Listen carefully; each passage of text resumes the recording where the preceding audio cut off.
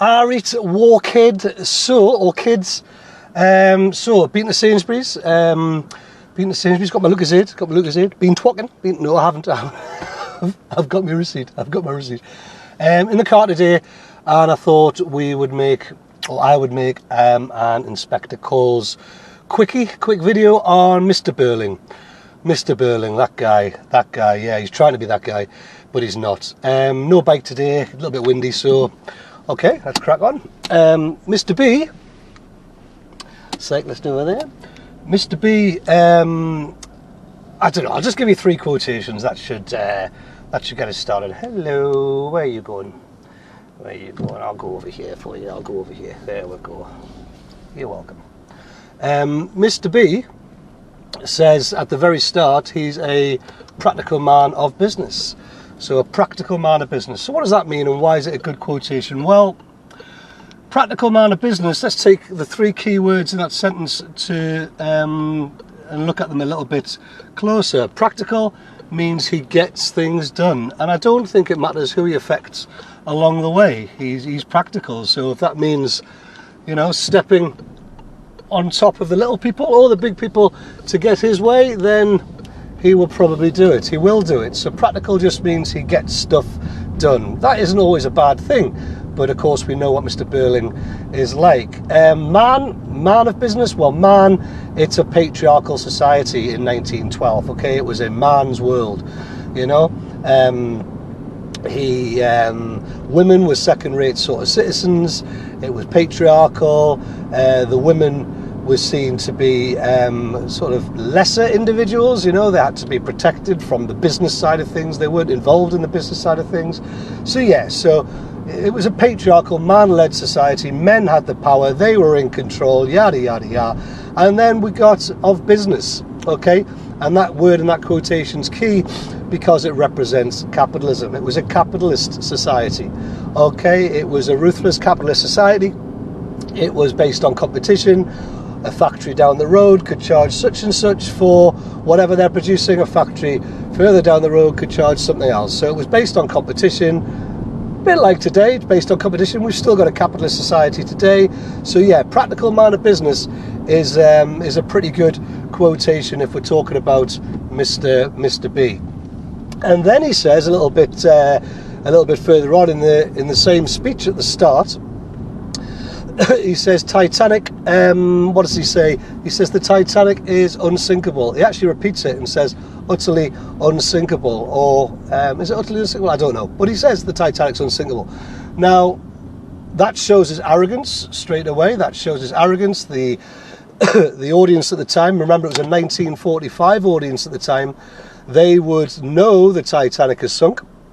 So they would know that Mr Birling is talking utter nonsense. So therefore it portrays him as an arrogant character. And he is very, very arrogant.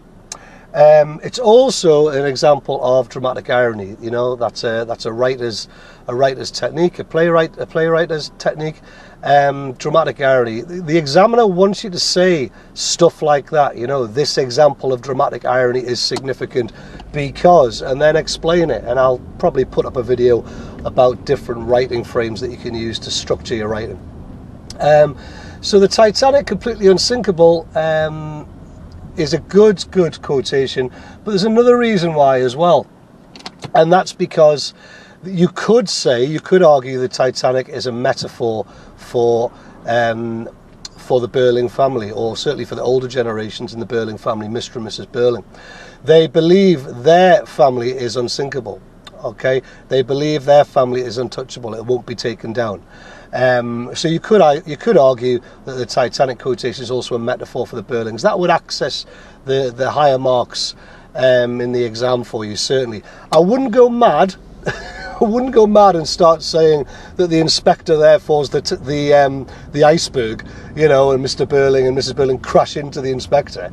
I wouldn't. It's a little bit cheesy. It's sort of dripping with the cheese. That I wouldn't, and it's a little bit pants. So no. But to say the Titanic's a metaphor for the Birling family, or for the Birlings' perception of how they feel about their family, that would be good. That would be good. And the last quotation I want to give you is, what is it? Oh yeah, He says community and all that nonsense, but before that, he says it's as if we're all mixed together like bees in a hive. In other words, he doesn't believe in the sense of community. Community in that nonsense shows that he doesn't believe in that sense of community. But think about the significance of the metaphor bees in a hive. If bees in a hive represent society, or a version of society, then we could say it's a metaphor. In the quotation, it's actually a simile, like bees in a hive. But think about the significance of that, okay? What do bees do in a hive? Well, they all work together for the same purpose, and they provide that honey for the queen bee. They all work together, they all cooperate. They're a community working together for the same goal, to help out the queen. That represents a society that Priestley wanted. Everyone working together to to help each other out for the same goal, which is to live in harmony and look after each other. That is the dream, after all. That's the dream, and it is. It is. No matter what you believe, we all got to live together. We all want to cooperate. We all want to experience love and companionship and all those things. So yeah, that's the dream. No matter what your views are, political standings, or anything like that, Priestley's saying an important thing. So the bees in a hive quote's good. It's like a metaphor.